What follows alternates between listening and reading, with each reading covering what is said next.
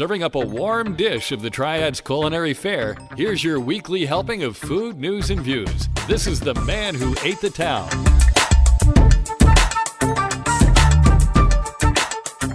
Hey folks, and welcome to episode 73 of the Man Who Ate the Town podcast. This is for the week of May 8th through the 14th, 2018. My name is Tim Beeman. And I'm Kelly Bone. And we're opening the recipe box. We're recording this episode of the Man Who Ate the Town at Test Pattern Studios. Test Pattern is located at 701 North Trade Street in the Historic Arts District of downtown Winston-Salem. Check out their Facebook page for whatever they've got going on over here. Magic. It's Test Pattern Bar on Facebook. So we have a special guest with us in the studio. Kind of my favorite and my, do I call you ex-work husband? I love it. Ooh, and he's one of my major bromances. Oh my God, major guys, you don't understand. We call each other lover. I've been They're waiting. not ashamed of it either. I've been waiting to get this guy on the show since I started doing it, and he's, oh yeah, I'll do it with you. Can you come? No, I can't do it. I got to pay my kids' room or something like that. But so we finally have his kids are really cute, so that's a good excuse. They are. Yeah, Little B and Gracie. Little B and Little G. Little G. Little G's got the mean mug like a mother, and she can mean mug the freaking she got that your face off. She can side melt. eye. Yeah, she can melt your face off with her mean mug. It's amazing. This is true. I don't think you'll have to worry about her when she grows up. She ain't gonna take shit off nobody. Daddy don't need no shotgun for that one. But that's funny that y'all say that because seriously, I think about that a lot lately. I'm like, am I gonna have to hold a gun to some kid's head? Like, you know what? Like, because you hear these stories of life, and I'm like, am I at that point? Or she's only 2. What do I do? You know? Yeah. But I think about that, like down the road, like, because you hear people when prom season comes around, everyone's interviewing kids for prom and blah blah blah. So I think, man, what am I doing? I'm at that point. But I don't think you have to worry about that. I think she'll beat their ass. Yeah. No, she'll cry about it. That's what she does. Brian or Tripper, and she goes to me, man, Dad. That's because she knows. Yeah. Because you're wrapped. So I guess we should actually say who this is. Oh, yeah, sorry. As if it's not obvious enough. But we have in the studio with us Chef Travis Myers from Willows Bistro.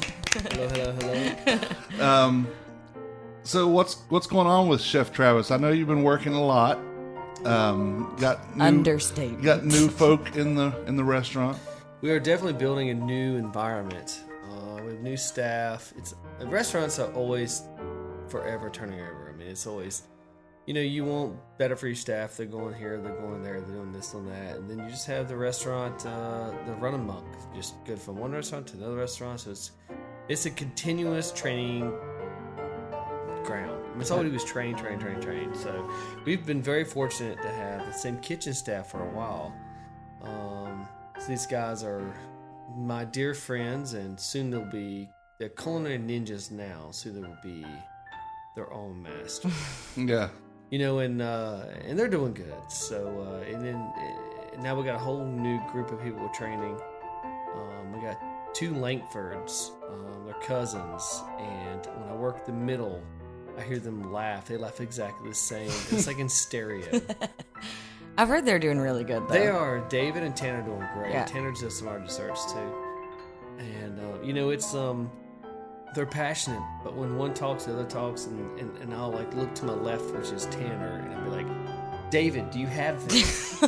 And David's to my right, and David looks with a shit-eating grin like, we got to him. And they had this laugh, and it's just intoxic. But, And what's funny is they don't look anything alike. they look nothing like, but they I haven't are. seen Tanner, but I know what David looks like because I worked with him for a little bit. David laughs. Yeah. You close your eyes, you can't tell them apart.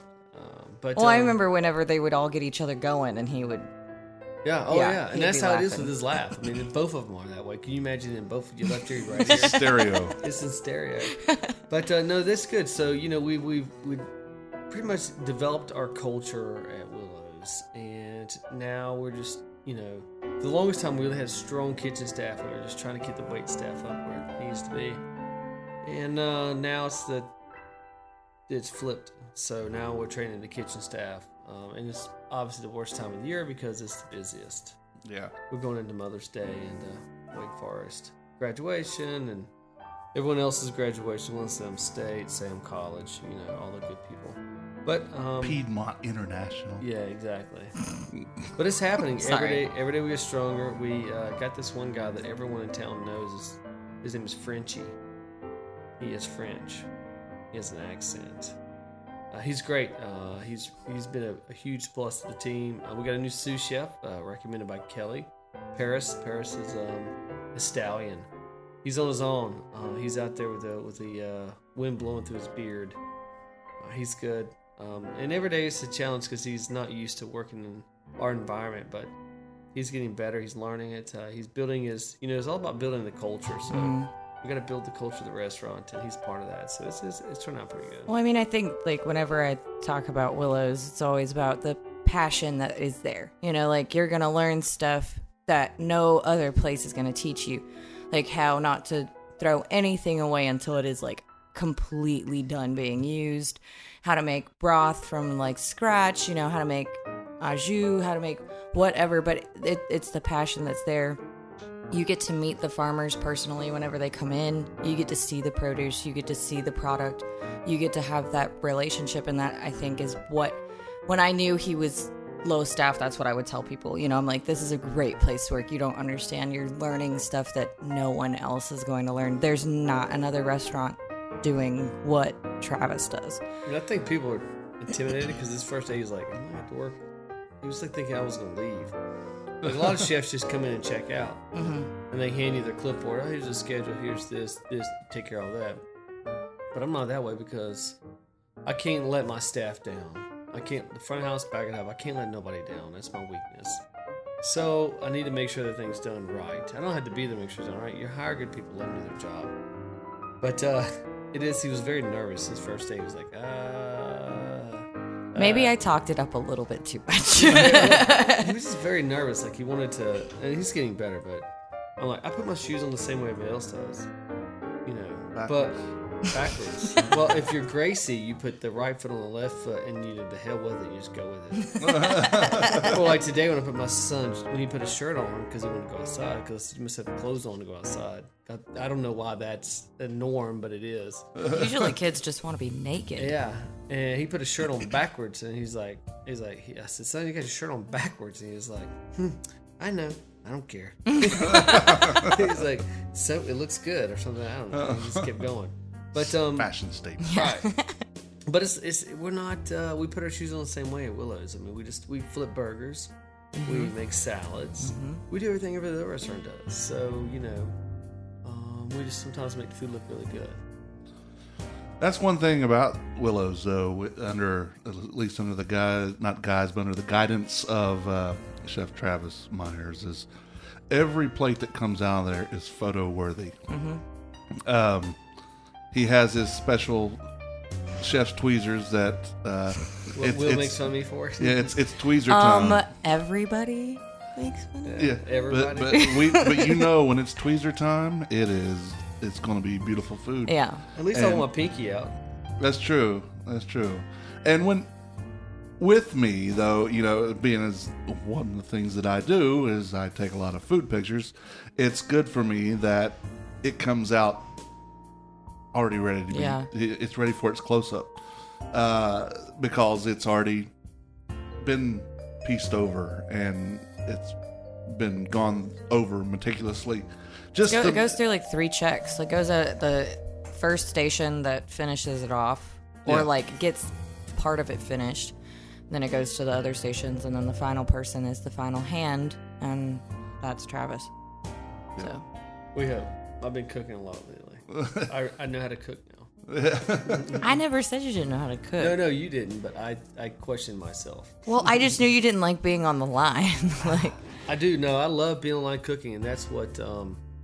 In small restaurants, that's what you have to be. But there's so many other parts of the business that I got to do that I just can't get. Well, I knew you had a lot to do, and so Right. being on the line kind of takes away from the managerial duties that you have to get done.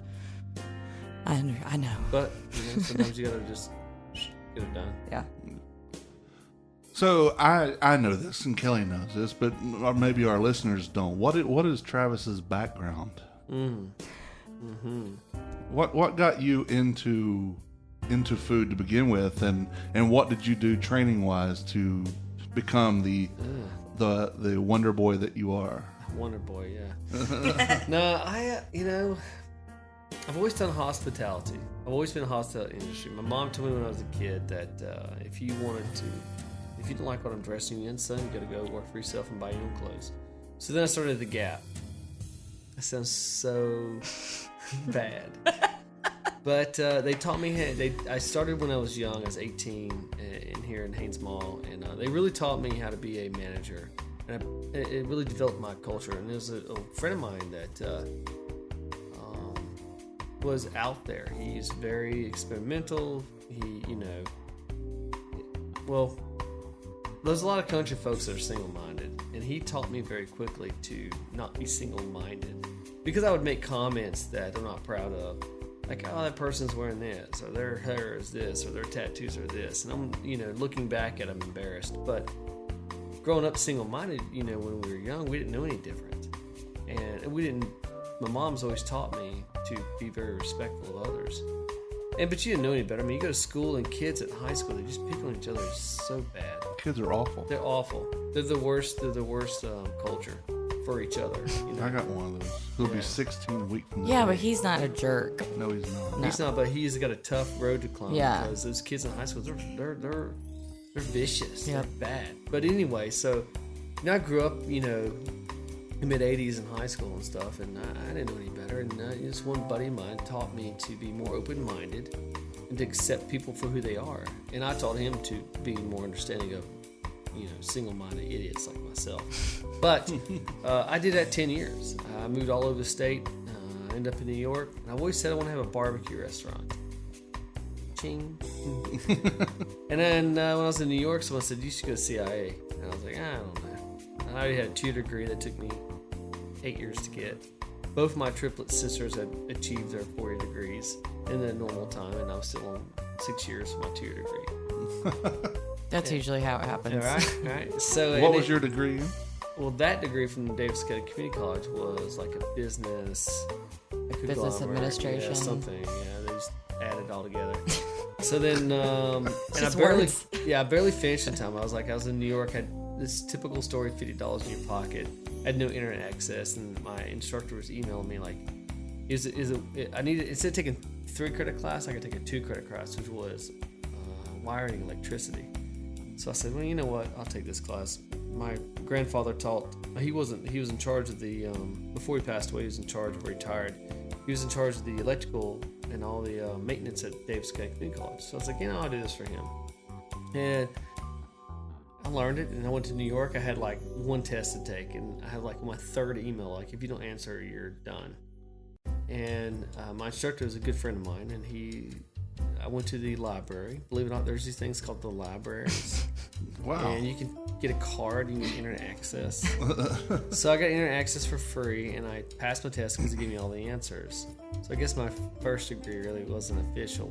But then I went to CIA, and then I qualified. I got the AOS and the bachelor's. And I'm still paying for it. It's a second mortgage, by the way. But... so I did CIA, and I always kept it in mind to have a barbecue restaurant, or at least to own my own business. I guess that's where it's going to. But moved home. I said it was time. I got a bunch of offers because I did the Gap part-time when I was up there. I got a bunch of offers to work up there at different places. And I said, I didn't pay 80. It was 130 when I finished. 130,000. Jesus. Yeah. It's a mortgage. Yep. I said I didn't pay that for no reason. So I need to go into the culinary field. So I left the Gap altogether. And I love the Gap. I don't care, people make fun of me all they want, but it's, it taught me how to be a man. Right. It taught me how to be It wasn't Old Navy. It wasn't. Well, I did work at Old Slavey, yes. I did work there. That's where Moldy Gravy? Yeah, I was there as I was where this was on the CIA, and I just wanted to be an employee. But I had 10 years prior to that, and everyone kept coming to me for answers because the managers weren't doing their jobs. And we had really one bad manager that would hire an employee and be like, go get coffee. for me. I'm like, you can't do that. That's bad. So me and the district manager, which is a buddy of mine at the time, who got me the job, but he recruited me to come back. But he's like, we finally got rid of him. And ironically, via Facebook, me and that guy I fired. Because I wasn't a manager, but I fired him. But anyway, we're still friends on Facebook. And his wife, who he stalked, who worked there also, now they're married now. But they have a beautiful family. And we're friends. Only happens in Facebook world. But he was a douchebag. I mean, he was on like he wore a shirt that, because he was in. We had a guy, a dorky guy, who was in security, and at the time they would have like people walk around, and they would do like security, but they didn't know they were security because they looked like a normal employee. And he had a shirt that said "I love Kung Fu" or something. So his manager was like, so you know Kung Fu? And he was like, never met her. It never matters. It's a shirt. And he was like, so what do you do? And he was like, I want to ask you what you're allergic to. And this guy was like, why does that matter what I'm allergic to? He's like, because when the paramedics come pick you off the ground, I want to be able to tell them what you're allergic to. Oh my god. But that's the stupid humor you get in retail. But you know what? I worked retail I tell you this story to tell you that it's all hospitality. Mm-hmm. I dealt with customers. I sold clothes. Now I sell food. It's the same thing. Building teams, the same thing. We... servers and cooks have a little different life than typical millennials on their cell phones selling clothes. But that's how I got my start, and that's the reason why it's basically the hospitality industry. It's been almost 30 years now that I've been in hospitality, which is a long time, but it's been divided 10 and 20 for cooking and retail. But after I finished CIA, I moved home. I worked at Cookout. Yep. I worked at Salisbury. Don't know if you knew that. I didn't know that. Yep. Yeah, I made milkshakes. But one time I had greasy hands. I thought I'd come help this hot chick out making milkshakes because I was a stud.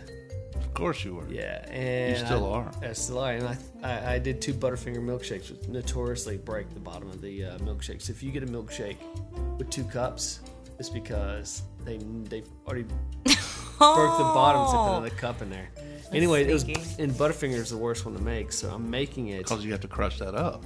Right, but they pre-crush them. They have like down low. They have all the ingredients in like these cups ready to go. Okay. Like if you wanted like Thin Mint or whatever, they'd have like a cup with the right amount of Thin Mint cookies in the bottom, like lined up with a lid on it. So you just pull it out from the stock, throw the ice cream in it, put it in the spinner and spin it. My hands had grease all over them, which I shouldn't have been making anyway, but I was trying to help because I was cool. And I grabbed them, and they both and flirting. Right, and flirting. And they were spinning. I wasn't unmarried at the time, by the way. I did not know who my wife was. And both cups started spinning in my hand. And so I grabbed hold of them really tight, and then they started to bend. The next thing I knew, like there was buttermilk milkshake everywhere. Everywhere. So I didn't work at Cookout long after that. So, but for other reasons too. But they still have good milkshakes, but just when I'm not spinning them. And then I got on with River Birch. I went there to eat. My mom took me there. I don't know. We ate dinner. It was good. I spent 10 years of my life there. I met my wife. We had our beautiful son, Little B. Hashtag Little B. Little B. Little B. Little bit. Little soda drinking, little son of a gun. Oh my god, that was my favorite thing. Every time he would come into Willows, he would have. He knew what he needed. He needed a little ramekin, which if y'all don't know, it's a little plastic cup for like condiments, and he just wanted Pepsi. That's all he wanted. A little ramekin of Pepsi. Gun and yep. Fill it up. He's better now. Now he's legit now. He knows what he's doing now. He's professional. But it was a good place to meet my wife. My wife went to grad school, so I stayed and worked so she can go to grad school. Because if I went to grad school, I'd be more in debt. Mm-hmm. Same salary. She makes a little more money now, so it's great. And then I had someone knock on my door. After 10 years at River Birch, someone knocked on my door and said, "You should meet Will Kingery." And I've known Will through the rumor mill. And he was an asshole, and now he is not. And if you worked for him back in the days when he was there, you would say he's an asshole. But if you work for him now, your opinion would change because he really does do the right thing. He doesn't yell at time. He usually laughs. When I'm trying to be serious, he's laughing. Yeah, he's changed a lot. He doesn't. He's not a tyrant. He's a businessman. Businessman. That's a good point. He's not a tyrant that everybody knew him as. back in the day, because he was a chef and he was working 80 hours a week and he was, trying to get his restaurant off the ground and whatnot, and he was stressed out. Okay, of course, there's going to be a little bit of tyrancy, He wanted things perfect, but now the transition has changed to more business owner. It's a bigger picture, too. He sees the bigger picture right. now, too. And then back then, the city didn't give any money for being down there. Now they're giving money all the way down to Slappy's, which is great because that's what we need. We need the city to recognize that we need to stretch our wings, not just 4th and Trade, which is a lot of great restaurants on 4th and Trade, don't get me wrong. They're a lot of our allies. Well, but now their business is expanding to Haynes Mall. Exactly. So yeah. That's pretty cool. I don't know when. I know I've just seen posts about it. Like they've officially announced that they're going to open a spot, but do you know when that's? I don't know. Okay. Oh, well, you talking about Crab Shack? You talking about Willows downtown benefit? Crab Shack. Oh, no, Crab Shack is officially opening soon. They're in the middle of remodeling, but it's in the old Corbin's location. Okay. Beside Bad Daddy's? Bad Daddy's. Yeah. I used to love. We used to go to Bad Daddy's when Brian was little and sit on the patio because I can get Jim Beam. That's all I got. Jim Beam, and I can sit on the patio, and he can run around crazy, and I can get a burger.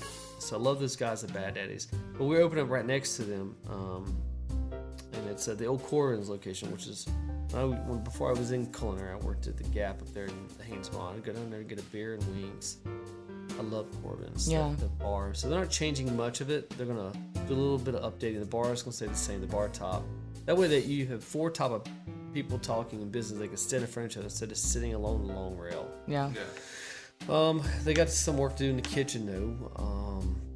Septic tank or grease trap, stuff like that for the new renovation stuff. But they're coming along. Gives Will and Orb something to do. They're happy. Mm-hmm. But I've been anchored at Willows now, almost going my 3rd year. It's been fun. Happened right before Thanksgiving, didn't it? Well, I guess right after. Maybe right before. I remember right when before, you came because it was the day before Thanksgiving. We had our interview with you, and I told you about the deviled eggs, and that I was making them for Thanksgiving. That was year 2. That was year 1, though. The year 1, yeah. But I did an interview with you on, when I first made Transition. That was the. That's how the sperm and the egg met right there. Yeah, right there. That's it. Yeah, Right we there. become a zygote. I remember when Travis. Yeah, I remember when Travis first came in and he was dressed in all camouflage. I was hidden. Oh, you couldn't see him, guys. Couldn't see him at all. No, he was dressed in all camouflage, and I kind of poked fun at him and was just like, "Who's this country boy coming in here?" And I asked him one of the first questions after we told him our concerns and whatnot, and we realized who he was. I asked him, I was just like, "So, do you hunt?" And he was like, "Well, it depends on if you like Bambi or if you like meat." And I was like, "I like meat, and I really want deer meat." And that's where we hit it off because I think he thought I was gonna be like, "No, don't hunt." No, I just wanted deer meat. That's all. I have a long dislike of deer meat. I love deer meat. Now, I say that on my wedding night, I had venison carpaccio in the castle, in the dungeon dining room. And I've had venison other ways. I think my problem is the way my parents did it, because just like their steaks and everything else, they cook it to where you can't even tell what it is anymore. Yep. So I don't like that. One reason that now I eat my steaks the worst, medium rare. I prefer them rare Yeah. because I want to taste the meat. I got some deer balls you can try. No thanks, dear. It is magical. Yes. So, are you hard to work for? Yes. Absolutely I am. Kelly, is he hard I'm to just work going to for? let him answer that question. Yes, I am hard to work know. for. Because He's made me cry on occasion. Yes, she's made me pull my hair out. But, no, it would be foolish of me to sit here and say I joy to work for. Here's. No, but you can be. I can be when I'm not having to like clean the floors, do the kitchen, and then put a broom up my ass and sweep too, you know. And when I'm just managing, when I'm manager, Travis, this is great. But I got to line cook and do everything else. It's hard, and I don't think anyone can do it. It's just me. But I will tell you that the reason why I get upset is because, or the reason why some people say I'm hard to work for is because I hold everybody at the same level that I hold myself at. And if said employee does one project and they do it perfectly and do it every single time, or not to say perfectly, acceptable for the customer, and then they start slacking off because they're on a cell phone or they're out smoking or they're doing whatever, then I'm going to call them out and be like, hey, look, I know you can do this at this level. Let's just do it that way. Okay. So that happens like 4 or 5 times, and I'm just at the point where I'm like, yeah, all right, I'm done. You know. Yeah. And that's with the kitchen staff. So I guess the kitchen staff was intimidated, but you know what? That's lazy employees are the ones that complain about everything. Oh, he's horrible. He doesn't do this. He doesn't do that. But if you ask anyone, I do get my knees dirty. I do clean all the equipment. I am down there. I do all that work. So I'm like, if I'm the executive chef, I expect you to do the same, if not better than me. You know what I'm saying? So, some servers, no, I shouldn't say some. A lot of servers probably think I'm an a-hole because I get stressed out because I'm burning it at both ends. You know, it's not fair for my personal life, but I do it for the servers so that, you know, we're consistent in the back. The front of the house is consistent because inconsistency would kill a restaurant faster than anything. So I'm doing what I'm supposed to be doing. They ask me a dumb question. Sometimes I might rattle off. The first couple times, you know, it's fine. But when one server is notorious for ringing in things wrong or notorious for doing something, I guess, you know, I've had a few opportunities where I've gone the wrong route, not taken the mature route. But I never take their name in vain. I just make them feel like a little itty bitty. Oh, itty bitty thing. Itty bitty thing. But you know, I'm guilty of that. I don't know. I gotta move on. I gotta grow. I think I've gotten better over the years, but it's when you burn it at both ends. You're working 80 hours a week or plus sometimes. It's easy to step over that boundary, and our kitchens are known for that. But I'm water off a duck's back. If someone cusses me out, I'm like, whatever. Tomorrow is another whole day. Yeah. And that's how we try to keep our kitchen. And I do tell people, like, look, we have a disagreement. Let's talk about it. You know, let's talk about it, get it over with. Because it's mostly just the heat of the moment. A lot of kitchens, that's over the heat of the moment. So just got to talk about it, get it over with, and usually the next day is better. You also have to remember Travis can talk real quiet and real angry at you. Yeah. That's how I hide my anger. Yeah, but you'll know. You'll definitely know. Like, it's weird, like, because it's an open kitchen, you don't hear anybody, like, screaming or cussing like you would in, like, a closed kitchen. Yeah.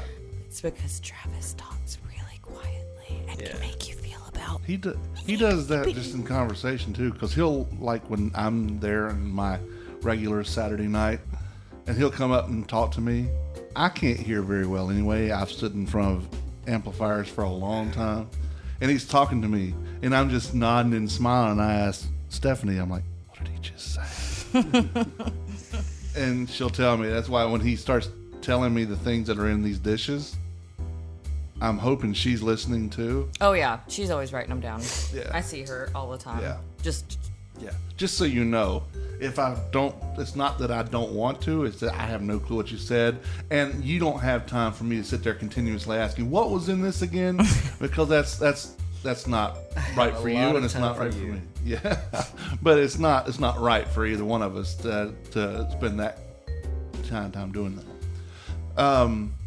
Or do you think in that way that, you know, I say, are you hard to work for? Do you think you're any different than any of the other executive chefs around town?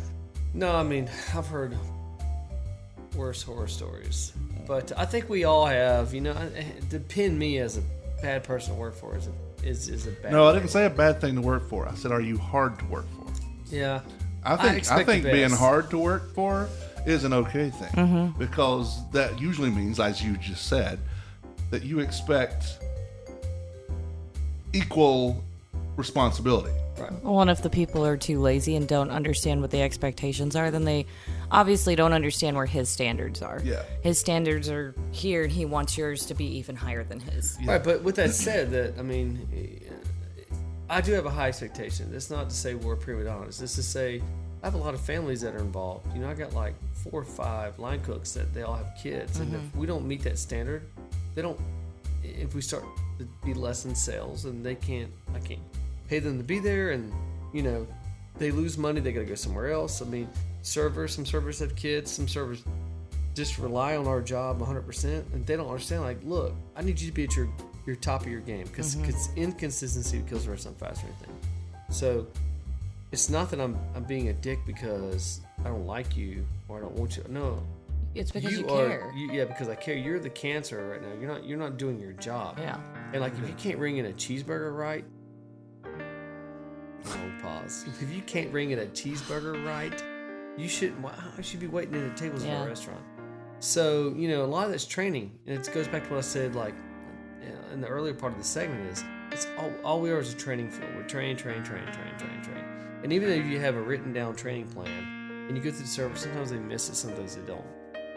Line cooks, it just depends on if they're passionate or not. We have some guys right now that are very passionate, and they have to be. If you're not passionate, if you're going to walk and think you're Mr. Billy Badass and carry a big roasting pan full of ribs and hit the wall and spill them all and waste, 3 hours of labor and $100 worth of meat, you think I'm going to be happy with that? I'm going to roll my eyes like, are you kidding me? Like, all right, you do it another time, I'm going to be like, all right, this is something we got to talk about now. Yeah. You do it the third time, you're getting shit. Because now you spent over $500 because of a simple, cocky machoism. And all you gotta do is ask for help. I tell people all the time, you have to take the step forward to be the right person. You've got to take that step forward. And, we have it, and our servers do it, and our kitchen half staff do it. And when they don't, I'm going to call them out. Because I'm protecting the integrity of the rest of the staff. So if you and the people you work for, because you have an obligation to them as well, as does all the employees. Right. And a lot of old management techniques come from war days, because that was really where a lot of, if you studied business management like I have, you have read all these. You can watch any War II black and white film. 12 O'Clock High is a great example, but you can watch these films, and it's the pure leadership management structure which the world works on. So anyway, when these people don't meet that standard, you got to sacrifice. I'm not going to sacrifice this one server who is lazy, doesn't do her job or his job. They don't do their side work, and other staff members sometimes just got to sacrifice the one to keep the rest of the. Sometimes there has to be an example. There does. I'm still like a bad person now. But that's no different. It wouldn't matter if you were Chef Travis Myers or the manager of the Gap, or it's still a business, and you have to run it like a business, and there are personal relationships, but you've got to keep them separate. That's right. We got to keep the business going, keep money coming in, pay the lights, turn the lights on, and consistency is everything. That's what that's our beck and call. But it is what it is. So no, I'm not hard to work for. You do your job, do what's expected out of you. It's a joy. Yeah, I didn't think that you were hard to work for. I wanted to know if you thought you were hard to work for. I know I'm hard to work for, but I have high standards. But I do know people are not always going to cook the food the way I cook it, so I got to teach them. So I give everyone more opportunities than I probably should. Most restaurateurs, if they cut you off at the first time, and you're out. And that's how they keep the fat lean. They keep the staff lean. They keep it tight. I'm probably a little more lean than I need to be, and then that causes me more problems down in the future. But it is what it is. Still my number one recommendation for a restaurant when people say, where should I go for this? What are you going for? I'm going for the anniversary. Okay, well, you should go to Willows. I'm going because we haven't been out for a while. You should go to Willows. We're going just because we need a burger. You should go to Willows. And part of that is, yes, because you're there. But the other part is I don't have to worry about putting my neck out recommending it, because it's going to be at least to a standard. Yeah. And I know what that standard is. This is true. Yeah, we and that's what I've talked about living up to. We live up to that. And it's not just you. That's all the customers that come in here. I'm telling you what, if you don't have a reservation on Friday, Saturday nights for the bar, you're not going to get one. Sorry. We have standing reservations only. Kelly can attest to that. If you ain't got a standing reservation, you might not get one. Well, the thing that people don't understand is they think that the bar is not a commodity to get a reserved seat, when that's the opposite. So, like, I've been there, done that, where they just, like, assumed that they could go sit at the bar, and it was just like, nope, bar's full of reservations, and they would get their panties in a bunch because they couldn't sit at the bar. And it was like, this is a restaurant, this isn't a bar. Yeah. That's the difference. If it was just a bar that so happened to serve food, Right. that's different. Right. But this is a restaurant that has a bar. And the bar is the focal point for the kitchen. You can sit and eat and watch them cook your food. That is one of the reasons why I love being there. Yeah. I am a voyeur, so I love watching the action happen. I love watching when Travis is back there, and whether he's relegated to the line or if he's expediting. It's fun to watch what's going on and to hear them barking out at each other what's coming up. I need this, need that, need that, need that. And that fascinates me because I certainly couldn't do it. So do y'all hear all that? Because I never hear it. It's just in one ear to the other. You're not super loud with it. Like, you're just the most I could ever hear from you was, all right, baby, let's get it done, baby. That's like the like motivation pushing them. That's all I heard. It's his rally cry. Yeah, his rally cry. I heard Paris this Saturday. I heard him calling out orders, and that's usually I don't hear you do that. I hear you. I see you doing it because you're talking to them right next to you. But it's, and Erica working, and when Kelly was there doing the expediting and stuff, and it's fun watching the machine. I mean, the machine is a good machine. Right. So the middle guy, which is Paris now, which is Brent prior, they call out the checks. There's no need for me to call the checks out if I'm expediting. There's no need for me to call checks out because I wanted their mind. Like, first of all, let's back up. When I first came in, it was a meat and two sides. Yeah. And I was like, this ain't gonna So happen. bad. This is not gonna happen. We're gonna have to do our own stuff. And Will was so, in his words, fucking ready for something like this to happen. Like, he just needed the right person to do it. So I had a bunch of chefs in there that were like, it's not gonna happen. Well, they're gone. And we trained some great staff. Trill, Brant, Susan, my brothers. They have been there and through thick and thin, and we made it work. And I tell them, it's not about how much ingredients we have. It's about the communication line. We have to be on the same page. Yep. And sometimes a restaurant, because everyone eats in Winston-Salem at the same time at 7 o'clock, we go waves. So it'd be like a wave of tickets, and we'd cook them, then another wave of tickets. So if you're on a second wave, you may be on 30 minutes. But it's just because, A, we have a small restaurant, and because all of y'all want to eat at the same time. Yeah. I mean, we can't, it doesn't how it happens. But the guy in the middle, I'll let him on Grill/Expo, he'll call out all the stuff. I don't want to double call. I don't want to confuse him. I'll just listen. And I watch these guys cook if I'm on Expo. And I know what they're doing. And I see when they're cooking up on stuff, or like, it's easy to forget about an appetizer that you hang and call out. And you got all this stuff. Do you remember when we didn't have a system for that? It was horrible. It still is challenging.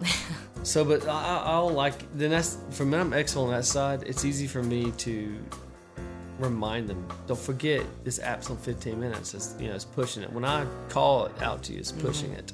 It's on its end. And when you got a rail full of tickets, I'm aware of that. And I'll tell them, I'll just keep them in mind. All right. And then I'll go through the line. And I'll be like, look, you got 6 chicken and pears. Or you've got, make 6 salads. That way they don't make one, turn around, make one, turn around, make one, turn around, make one. They make me 6 right now. Mm-hmm. Yeah. And so it's when you're grilling and expoing, like on the other side of the table, it's hard to. You're just like, oh shit! What I got a world full of tickets? What do I got? Oh my god! I got. You the servers have 5 tables at the most. We have all 100 tables. Yeah. It's so to us, we got to put it all, and it's coming in constantly. It's not like it's just at one time. So we had to add it all up, and then more tickets come in. We got to re-add it up. We take our shoes off a lot and count with our toes.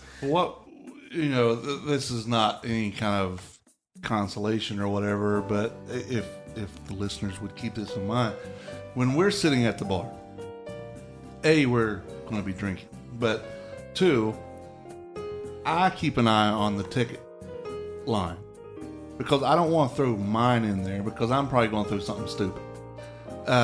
In the middle of that, I'll wait until there's not a lull because you never have that on a Saturday night, but when it's not 17 wide, I try to get to where it's 5 or 6 wide. Yeah. And then I'll put whatever our order is in because Risotto with extra asparagus. Oh yeah. Asparagus. Yeah. No, I think what you're asking is, you know what, for the day-to-day customer, they don't know. So that's the job of the server. The server they got to be able to read the checks, know what's going on, and translate the customer's gibberish, whatever they want, their needs and their demands. They got to translate that into tickets. Yeah. And they got to write it on the computer, and hopefully the computer system works, and they ring it in right. They've been trained right. Or you get the regulars, which regulars I'm talking about. And then we do have regulars, you're right, and we know what they want and how it's rung in. I mean, we can sit for another whole show and talk about what regulars want. And that's fine. We'll give the customers whatever they want. That's not the point. The point is, we got to know that translation, and that's the service part of translating for us. It's in hieroglyphics, and they've got to piece it together, put it together so we can understand it in common blocks and stars and circles in the kitchen. We gotta see it in the most bare way because we have a whole rail full of tickets. Yeah. And when I'm expoing and grilling, it's hard because you got to turn around and cook the food, and you got to tell everybody else. I'm like, I don't know. What do you need? I don't know. Just read your tickets. I don't know. There's so many tickets right now.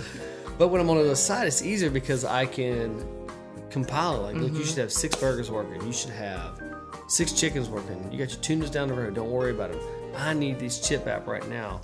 This customer ordered and blah, blah, blah. So it's really crucial to have some expo.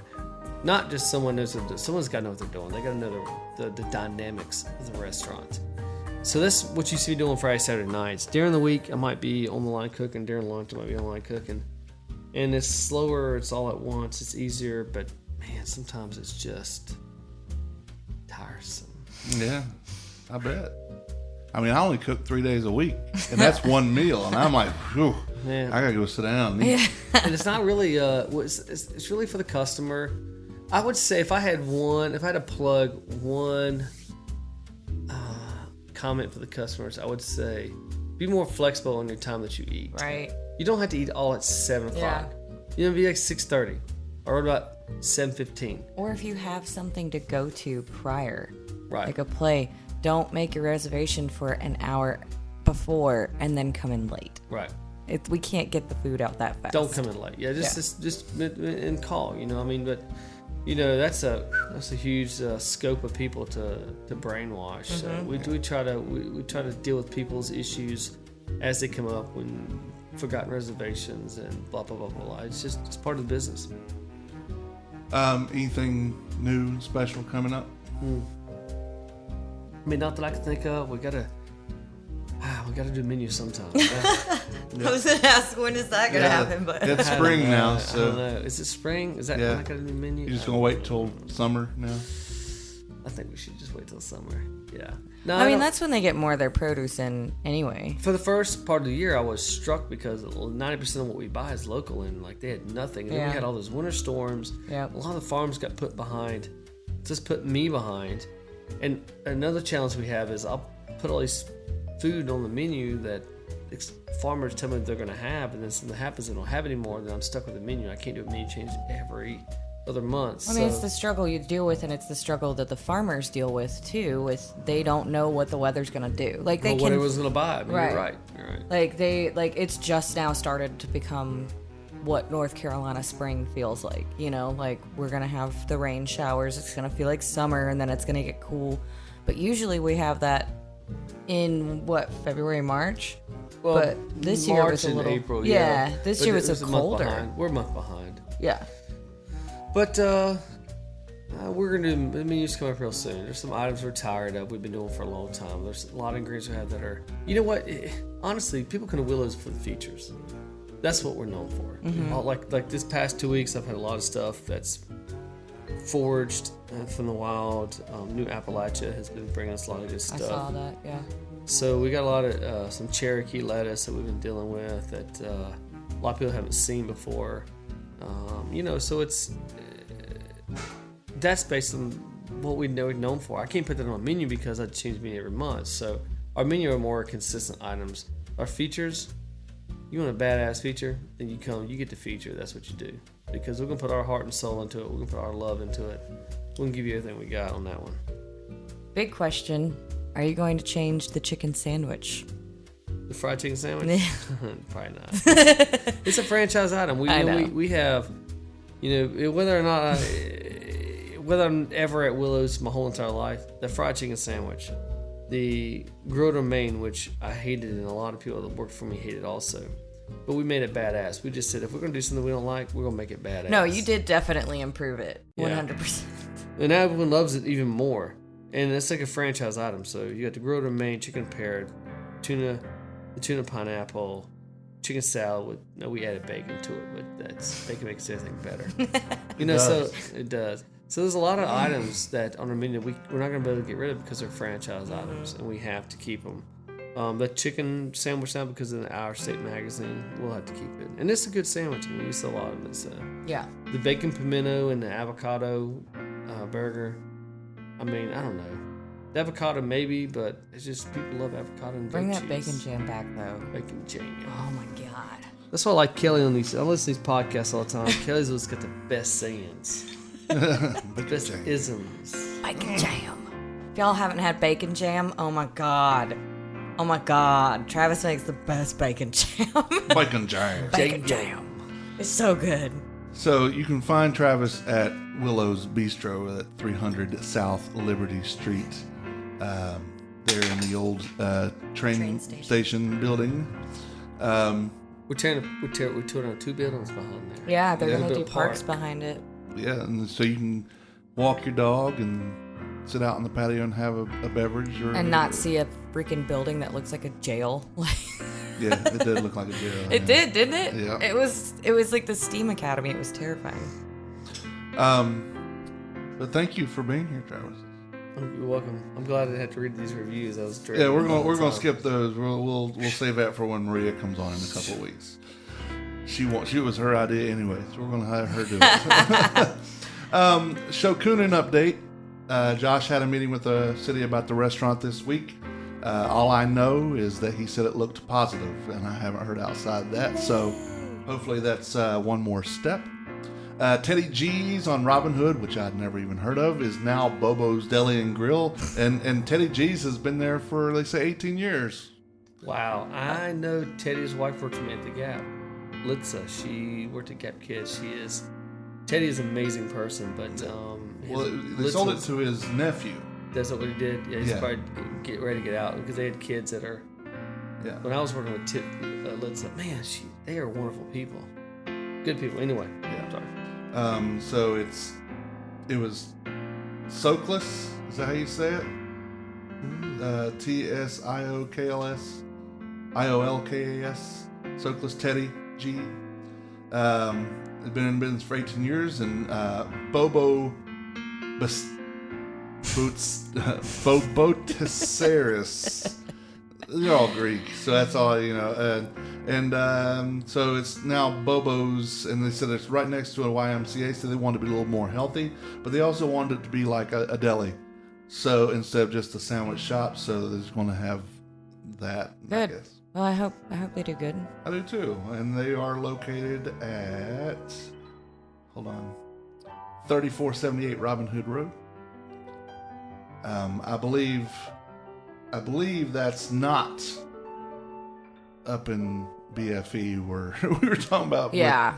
It's just on Robin Hood. I mean, it's just past River Birch. Just a mile past River Birch. Okay. Oh, okay. Before you hit the crest of the hill. I mean, it's where that's prime time. If you want some real estate, that is prime time. Right Robin Hood is a good road for business. The Tropical Smoothie Cafe downtown closed. No. They're moving to North Point Blvd, so they're not leaving altogether. They're moving up to the old Taco Bell. Why? Dude, Tropical Smoothie was my jam. Yeah, they're now located. They closed 216 West 4th and now located at 7790 North Point Boulevard. What is going on with all these places closing downtown? Is it just like real estate's getting too expensive for them, or like they're just not getting enough traction? Could be other factors, landlords and things like that. Yeah. That's the only thing in that building. So what's going to go there now? I don't know. I know that There's a lot of places. I That know are shut Walter down Robbs, downtown. Callahan and Pierce owns that building. That also owns the Chatham building where Aperture and Washington Park and all that is. But it's called the Realtors Building, and they have 3 floors, but they can't do anything with it because it doesn't meet code, and they're not spending money to fix it up. Of course. Well, yeah. Imagine that with owners of this. Yeah. Yeah. And then you have right next to it the pizza place. Yeah. That's owned by the same people. So Weird. yeah. Weird. Let me see where I'm at. Triad Community Kitchen is no more. They changed the name. It's no longer Triad Community Kitchen. From now on, it is Providence Culinary Training. Huh. TCK just rolls off your tongue. It does. Now it's going to be PCT. PCT. PCT. And I got a lot of those guys. A lot of my staffs. I thank Jeff Bacon for all the work he has done. No one in our field can imagine how much Jeff Bacon has done for us. Yeah. He trains them. He gets them ready. He gets them the right culture, and he gets them to the restaurants. So Jeff Bacon is who wears a big hat. He's operating 3 facilities now. Yep. He's a great mentor and friend of mine. Yep. I saw him just Sunday. I was at the Providence Restaurant Gala, the 2nd anniversary. It was very good. It was a lot of people. Torello was there. I didn't see him. I asked Janice Carathanis about it. Yeah. Said, yeah, he's in the back cooking, but I never saw him come out. But they proudly display his picture. Oh, he is a magnitude. Yeah. I'm jealous because we're trying to come up with a competition on the side note for TCK, for the PCG is trying to come up with some kind of fundraiser event. And I knew he was my slotted one-handed man. I was like, I'm gonna win this competition because I got Terrell. Nah, he doesn't work for him anymore. He works for Jeff Bacon, bastard. And he's gonna win for Terrell. He's gonna win for Jeff Bacon. But Terrell is He's an so amazing father, an amazing person, and he lives and breathes what TCK is about, or what now Providence Culinary is about. Training is about. It's he embodies that 1,000%. He's a gem. Yes. He's a gem in a mountain of rocks. He's amazing.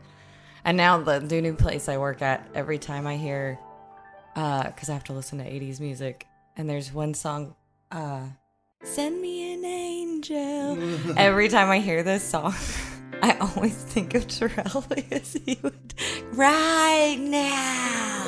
He just heard the line just really loud. So I think about him on the regular, and it's hilarious. We still expo with Terrell. We're like, runners. Yeah. Runners to the window.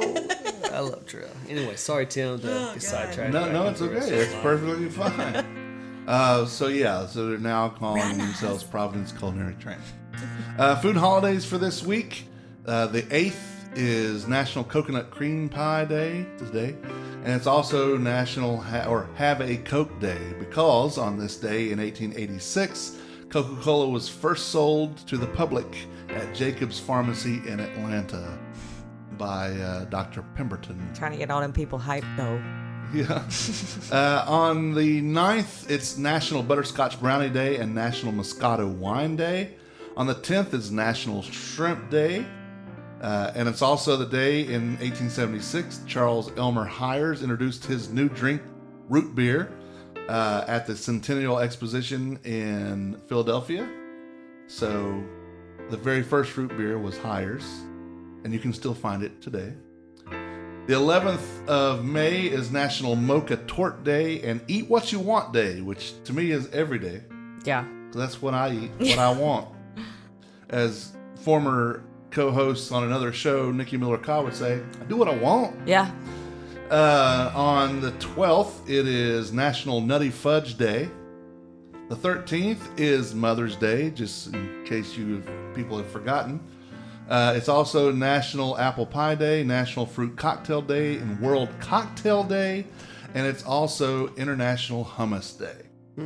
Also on the 13th, the first definition of the term cocktail appeared in print in Hudson, New York publication The Balance and Columbian Repository.